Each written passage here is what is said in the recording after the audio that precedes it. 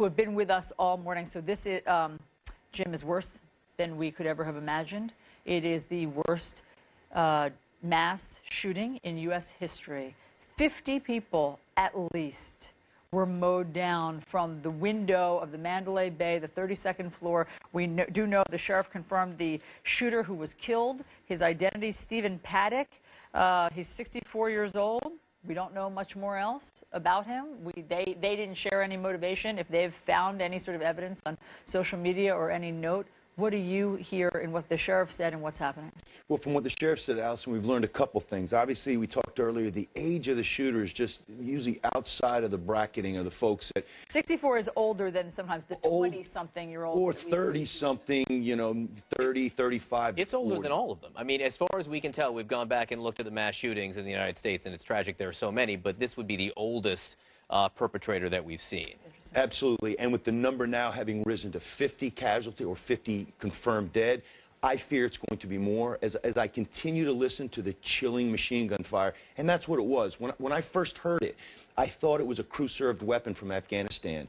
So the sheriff confirmed there were multiple rifles, but he also had to have extended magazines because an automatic weapon typically has a 20 or 30 round magazine, and he had additional rifles cached and probably just fired one till it was empty or the barrel got hot, dumped it, picked up the second, and continued shooting into the biomass. And Joe, based on what we've heard, what is information that we've been given by the Sheriff's Department, what can you tell about the killer? Again, 64 years old, multiple guns, knew enough to choose that room on the 32nd floor because it looked out over this mass of thousands of people. Well, it definitely looks like extensive planning. I mean, there's going to be some evidence of that. I think they're going to find it when they execute the warrants in his house and the cars. I think they're going to uncover a lot of material, whether it's a manifesto that he's written or, you know, social media posts. I think that's going to play a big role in this.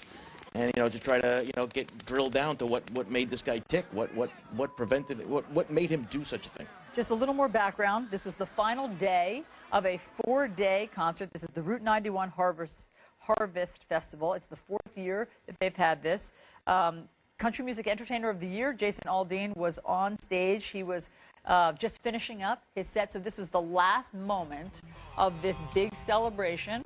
Hard to know if obviously any of that was in the shooter's head. We spoke to one of the Sirius XM hosts who was on stage with Jason Aldean, who just said, you know, like everybody, at first when this is happening, you can't believe it. Your mind can't go there. You think it's pyrotechnics. You think it's fireworks. You think it's anything but this, that somebody is just mowing down in cold blood all of these concert goers.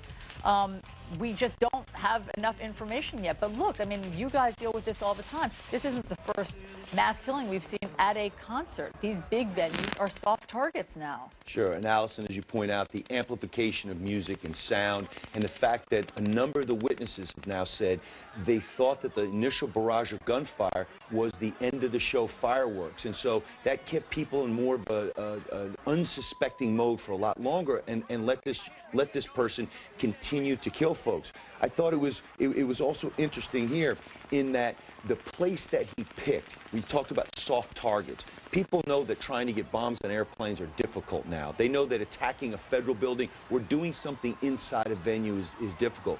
But to have that proximity and to have that elevated high ground, the fact that he was in a position, a commanding position, to be able to shoot down from not that far distance with a rifle that, you know, could reach that distance quite easily, and then just to spray into the biomass. And I fear there are going to be more dead listening to the sounds of that gunfire. And again, the number right now is at least 50 people dead, more than 200 injured. And that number 50, it went up by 30 just over the course of 90 minutes in the early morning hours. So yes, I fear tragically that number will go up. We also heard, Joe, from a witness, Stormy Warren, who was on stage. Well, there was tons of security at this concert, which there are now. There is. At most concerts in America right now, there's big security, but that doesn't account for the nearby buildings, the hotel. You didn't have to have a ticket for the concert to check into that hotel.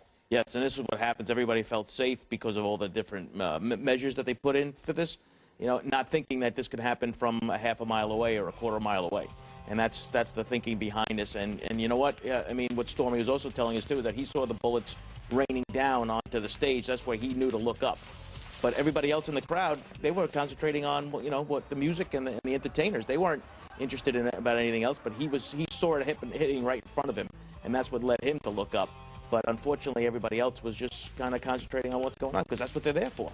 So this gunman, again, we only know scant details, but 64 years old. I know that jumps out at both of you because, that, as John points out, is the oldest shooter of a mass shooting. They're generally much younger. In terms of what you would think that his background would be, how hard is it to shoot an automatic weapon? I mean, you don't have to be a marksman or an expert or having been in the military, right? You can just, this is the kind of weapon, you just fire down and it finds victims. Absolutely, and obviously, you know, purchasing one of those, you can't do that in the United States. But are there some that are out? Sure. Or could people buy a semi-automatic weapon and then modify it, make an illegal modification to it to allow a semi-automatic weapon to become a fully automatic weapon? That was automatic weapon fire, no doubt about it. Nobody was squeezing the trigger and got that sustained rate of fire. I want to tell you right now, the president did just put out a statement on Twitter. Let me read it out loud to you right now. My warmest condolences and sympathies to the victims and families of the terrible Las Vegas shooting. God bless you. Again, that is the first we have heard from the president this morning, 7:12 a.m. on the East Coast. Our Joe Johns is at the White House with the very latest. Joe, I can imagine the president has been briefed.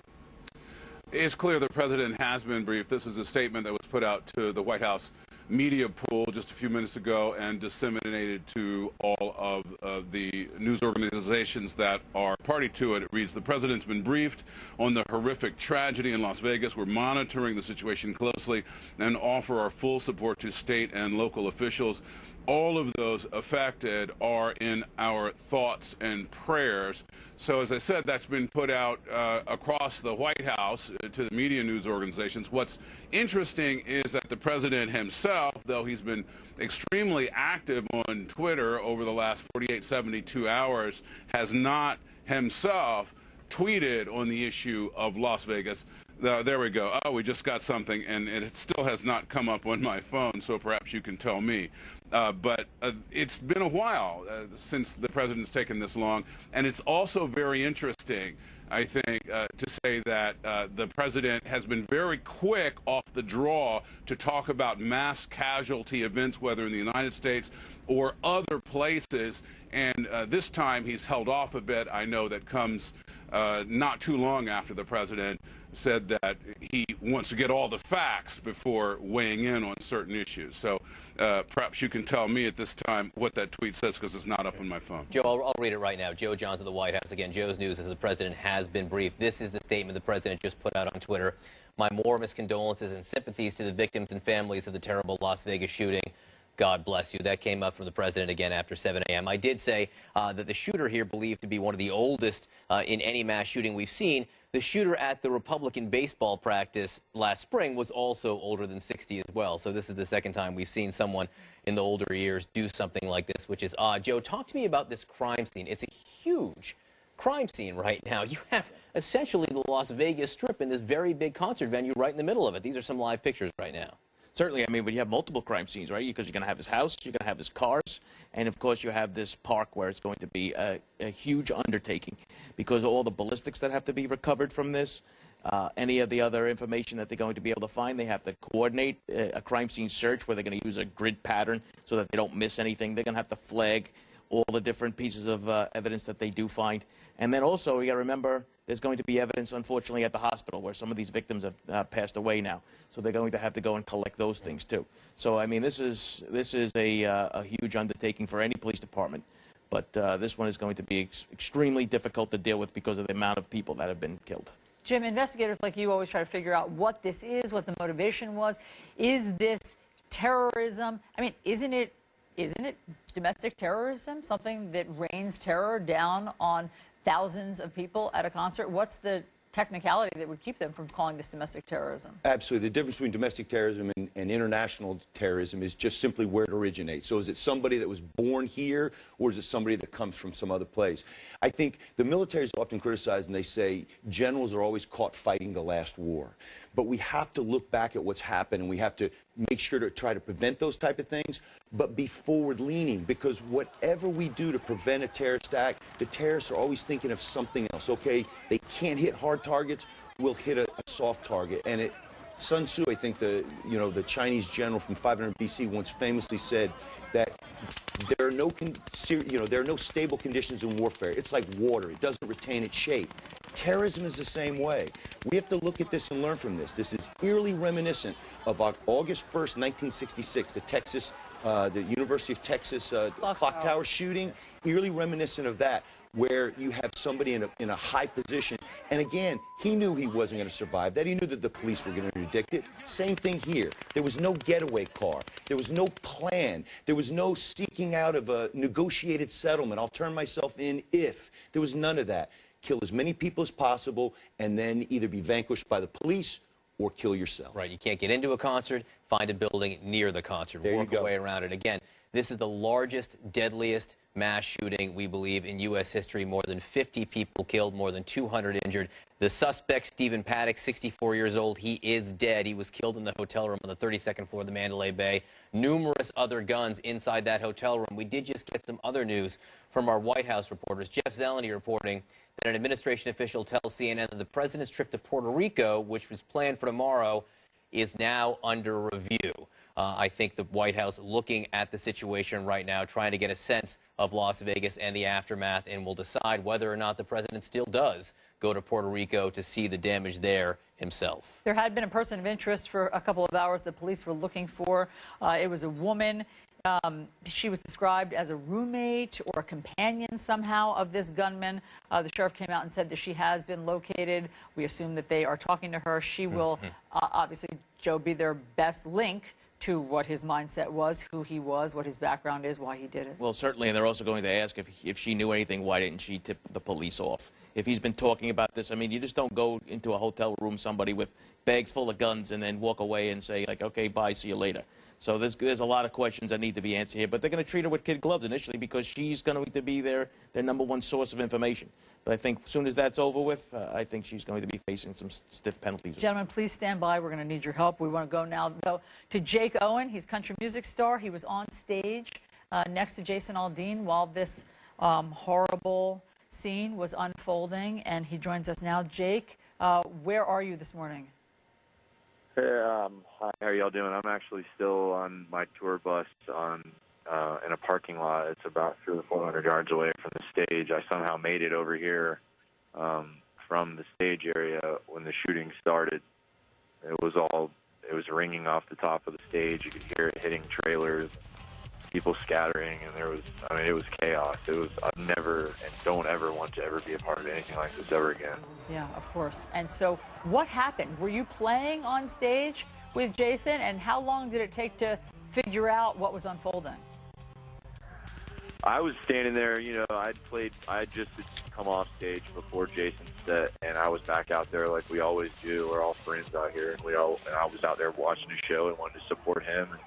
And, all of a sudden, you just heard a couple individual with sounded you kind of where you would ask yourself, that sounded kind of like a gunshot, And then next thing you know, it was just unloading on, like, no doubt, an automatic sounding rifle or some sort of machine gun or something. And at that point is when you could tell the chaos and the fear in everyone's eyes, and their demeanor was changed, and everyone just started scrambling for any sort of cover. But the way it's set up and the way that you can see where the guy was in Mandalay, I mean, it's like shooting fish in a barrel from where he was. I hate to say that, use that sort of term, but I mean, I feel so bad for these people, and we're all lucky. We were just talking about this. My crew, everyone else's crew backstage, we're so lucky that none of us were in the line of fire, because there's so many innocent people that were there to have a great time, and that's what we're here to do for them, and they've lost their lives. Yeah, it's just, the numbers are staggering. Jake, I don't know if you've gotten an update, but at least 50 people have been killed. Yeah, I mean, when this thing started, and I got back to the bus, and that was another thing. This is not an exaggeration. This shooting was going on for at least 10 minutes. I mean, it was nonstop. And by the time I got back to the bus after hopping a few fences, we were all laying down in the middle of the bus, and the gunfire was continuing outside. So this is something that was an ongoing situation. God, Jake, these, look, this was a huge outdoor concert. I mean, there were thousands and thousands of people there. Before you go and play at an event like this, do you think about any sort of worst-case scenario? What was security like last night? security is always great at these festivals. You know, our friend Brian O'Connell was the promoter for this festival. This is the second time I've been here, and I quite frankly was looking so forward to coming back here to Vegas and doing the show. They do such a great job, and I say that because the festival itself, they're great with security. And Las Vegas as a whole, with their responders, from their paramedics to their police department. I mean, everyone, you could tell people were doing everything they could to keep people safe. And but to answer your question, I mean, we don't ever step on stage and think to ourselves something like this is going to happen. And I mean, I think we're all so blessed and lucky to live in this country where we literally take this safety almost for granted sometimes because of the men and women that fight for our freedom. And it's just unfortunate that these types of things have now become our reality. I'll say, well, when you started hearing what you determined pretty quickly was automatic weapon fire, were there moments where you were taking cover on the stage with the other performers, or did you run right to your tour bus? We started running. I actually was on the opposite end of the opposite side of the stage of where my personal tour bus was. So I can't even get to my tour bus now. It's a crime scene. They won't let us on it. They won't let us anywhere near it because it was in the line of fire of everything that was happening over there. But I made it over to where all of our crew buses were parked on the far side of the stage, where I still am. We haven't even left the bus. And I'm just, I'm following the news here, watching you guys cover this, and this is just something that's, now hearing that it's the largest mass shooting in our history of our country is it's just mind-boggling. I've got a little girl back home in Florida, and I just can't wait to give her, a kiss, and we're so lucky. How quickly after this were you able to talk to your family? I tried calling them immediately. I think it caught them off guard. They were dead asleep back in Florida on a 3-hour time difference. So I think that hasn't necessarily, I don't know if it's necessarily hit them yet. But we're all out here kind of in shock. I've got a friend of mine listening here that got separated from her husband. We couldn't get a hold of him, so we were all scared on how her family was doing. But now we've gotten word that everyone's okay. So there's a lot of people that weren't, though, and it was a scary situation, and I wouldn't wish this upon anyone. And I think we all need to just continue to stand up and fight these cowards that are doing this, because this isn't what America was built to be. We're stronger than this. Yeah. Jake, it just looks as terrifying as we could ever imagine. I mean, just the chaos that ensued, the terror of hearing those shots. And again, this is just such a normally happy, celebratory event. It's the Route 91 Harvest Festival. It's the 4th year of it. All of you guys, all of you country stars there play. Everybody was just, rocking out and having a great time. Have you connected with any of the other performers at this point? I have. I've checked in with quite a few of the guys, and everyone's doing okay. But you hit the nail on the head. I mean, our job is to come out here and we make sure these people smile and have a good time and sing along with their families and friends. And I mean, I saw kids on their parents' shoulders tonight, and this is going to be something that they'll never forget. And it's up to us as entertainers and to continue to come out here and make people smile and sing our songs and not back down to this, because we can win this. I truly believe that. We're going to continue to do what we're meant to do. Well, from your lips to God's ears, Jake Owen, thank you very much. Thanks for sharing everything that you endured last night with us. Obviously, we're thinking of you and everybody there tonight. Let's go to John. Thank you, and thanks to all the people and responders here in Las Vegas. That really, I'm sitting here firsthand watching them out the window, and they're doing everything they can. And I think everyone, outside of even the responders, just the citizens that were here helping one another. I mean, we live in a beautiful country. I think it's important for people to remember that. Stuff like this happens, but we're going to all be stronger because of it. Well, Jake, thank you very much for that message. That is such an important message to hear this morning. Thank you very much for joining us. Thank you, guys. John. Hope he gets to go home and hug his daughter very, very soon. Again, the deadliest mass shooting in U.S. history. At least 50 people killed, more than 200 injured. The suspect, a 64-year-old man, has been killed on the 32nd floor of the Mandalay Bay Hotel, with numerous firearms in his room as well. We have another eyewitness joining us right now, 21-year-old Taylor Ben. She was at the concert in Las Vegas with his sister Kareem. Taylor joins me now. Taylor, thank you so much for being with us. You doing okay? Yeah, I've had better nights, but I'm doing all right. Tell me what you saw. I understand you were on the right side of the stage when the shooting started. What did you see? At first, we were just watching the concert. I heard about 4 pops. It almost sounded like a firework or one of those things you pull the strings for. But then immediately after that, I noticed that the artist, he ran to the back and then the lights turned on, and a man not even 5 feet away from me, I don't want to go into detail, but I don't think he was with us much longer after that because of a bullet wound to the head. But as soon as I saw that, then I knew something was wrong, and like the previous guy said, it was just unrelentless bullets, and I think the only reason he went to take a break is so the muzzle didn't weld itself shut, and so he could keep shooting. And it was really horrible that everything that was going on. We started running to the left end because we could hear the shots were coming from Mandalay Bay, or at least in that general direction. But even hurling over everything and getting over the fences and whatnot, it almost felt like we were getting closed in, because no matter which direction you went in, no matter where you took cover, there was at least 2 to 3 bodies that were a part of it, and you didn't know where you were safe. Where did you go, and how long was it before you did know you were safe? Honestly, I didn't even know I was safe until about an hour or 2 after the fact. Once my sister and I, we started running to the left, and every time they shot, we took cover because, you don't want to be the one guy who's just standing up running, because for all we knew, that would just make us a target. But my sister, being as noble as she is, she actually threw herself on top of me and was saying, "I love you, Taylor, I love you." And I'll never forget that. But we didn't know we were safe until like we were sitting in the McCarran, one of their hangars almost.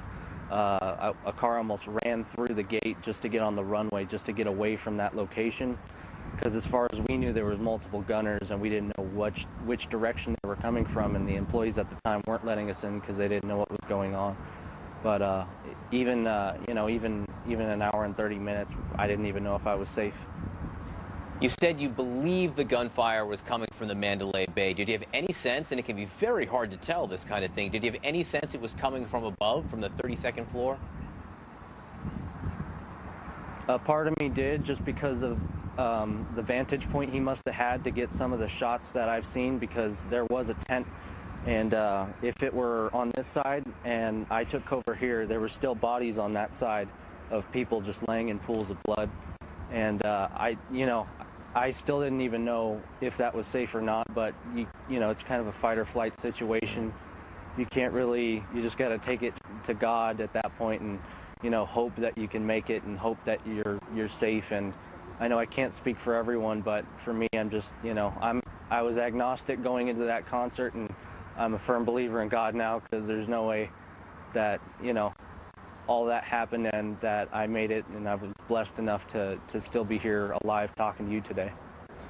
We've heard stories from people in and around there saying that despite the chaos we've seen, and we've seen some horrific video of the incident and the aftermath, that despite that chaos, people were doing whatever they could to help whoever they could. Did you see that as you tried to get yourself to safety?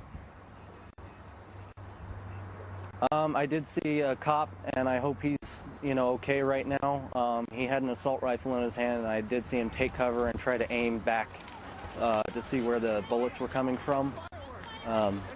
He must have fired at least 200 to 300, maybe 500 rounds into the crowd from, I believe it was the 32nd floor Mandalay Bay, from what I was told and heard.